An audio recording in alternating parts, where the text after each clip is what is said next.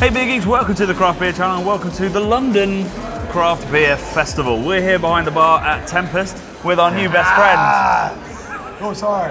So, this is just a little beer log to describe what we've been up to. We did a live show that lasted an hour. Yeah, maybe it was a bit too long, I don't know. Maybe we got it all was. sorts of different beer tubers on, and I don't know if it was the best television we've ever made. It was very chaotic. It was like shit Crystal Maze. The Cask Zone. It was A lot of physical challenges and not a lot of mindful challenges. No. What are the mindful ones? Puzzle games? Puzzle games. Puzzle challenge? I can't remember. When you go and meet the nanny or whatever her name was. She's not in it anymore. Crystal when it Maze. was the baldy man. You thinking of Fort Boyard there? No. There was he used to go and meet grandma or something. She'd be like hanging about in the medieval zone. Can anyone confirm Anyway, or deny that? I That sounds like digress. nonsense. Yeah. So we thought we'd have a little chat about the best ways to survive a beer festival. Yeah. We did a video way back when at the London Craft Beer Festival, literally on how to survive, in which we talked about having sour beers in between big beers, Yeah. drinking water, going on a Sunday. The Sunday's always nice and chill. But Brad had some views. Everyone's way too hungover all the on brewers Sunday, are right? hungover, yeah. What was your thinking? So my thing is like, I'm not, as you know, Jonny, I'm not a ticker. He's not a I'm ticker. not on Untapped. I don't feel the need to go, I've had this, I've had that. I'm not a bloody bird watcher, mate. I just like hanging out with nice people. And we did that mostly at drinking Harbour, nice which is where you wanted to stay the whole of yesterday. Exactly. So this was my point I was going to raise. Yeah. It's like, when you're at a festival, don't feel like you've got to be a completist and you've got to see absolutely everything. Don't let the FOMO rule you. Don't let the FOMO. No Pick fear 4 of or missing 5 out. great beers. This guy here, I'm like, I'll do a little circuit and then I find where I feel happy, my happy place. Yep. And I'll just go and hang out there. And ask people when you come in as well. Yeah. It's a really dull question, go like, what's the best thing you've had? But it's how you get round a festival. It's super Exactly. helpful. So And you then can like find 3 or 4. shortcut a load of stuff. Yeah. Or I mean, you can be a beer explorer. You can go to uncharted territories, try new stuff, which is great, obviously. But if you're want a more of a casual thing, I would say don't worry about missing out. So what's been, other than Harbour, where have you been hanging out? Because I keep losing you. Okay, so Harbour's been great. Salt was really good. I enjoyed Salt. Yeah, I want to put table football. I'll take you all down to table football, I tell you. I believe him.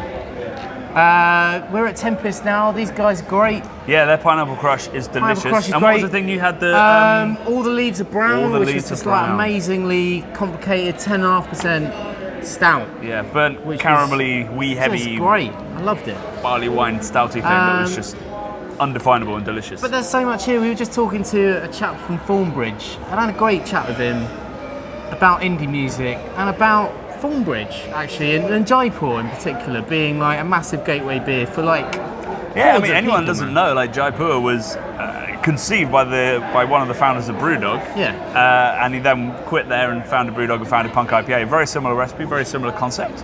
I mean, Jaipur on cask and keg is 15 years. banging. 15 years. 15 years it's been Jaipur, going that, yeah.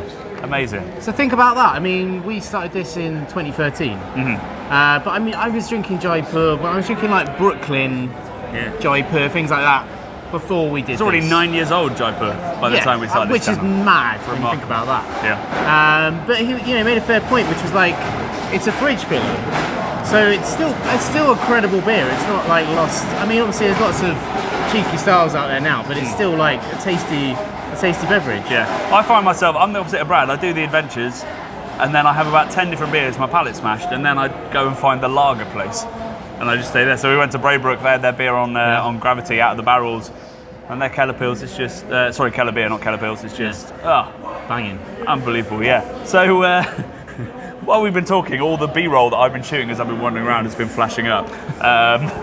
Some of which gets a bit fruity. My favourite place has been Harbour, Yeah, without it's a doubt. been Like they've created a scene in their space. In that tiny little space. In the space, they've got they've made like a mad beer keller thing where they give you T-shirts that have got lederhosen printed on them. Yeah. But we had a great time in there. We did, and we've loved some beers from like Cascade were great, Vault City were great. Vault City were great. Oh, yeah. the beers were amazing. The one that was tasted like a San Pellegrino. Yeah, the blood orange my sour. God, that was Kvike great. yeast, well, mixed firm, like Yeah. lots of different yeast in there, but sort of Kvike based. Check out our Quake video.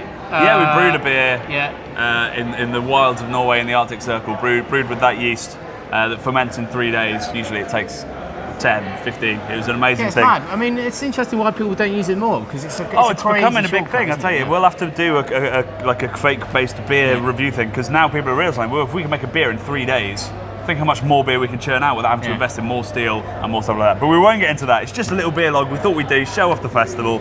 But we will do something around Quake soon because it's getting big. And the thing I love about London Craft Beer Fest is like it's world class. There's world class stuff here. There's stuff here from America, like from New York, Portland, all over. Like all the big hitters.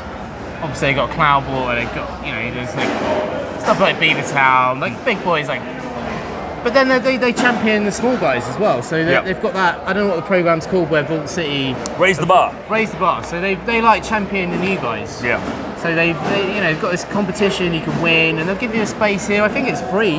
Yeah, and so you get a bit of everything. You get like Little Vault City doing their fake-based sours, and then you got Sierra Nevada, no extra marketing compared to Vault City, just next to them.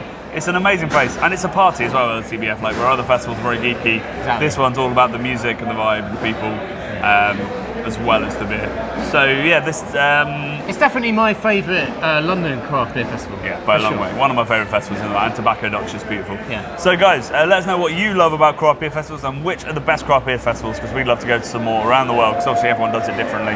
But otherwise, love and beer from me and Brad, and we'll see you on Wednesday with another delicious video. Cheers.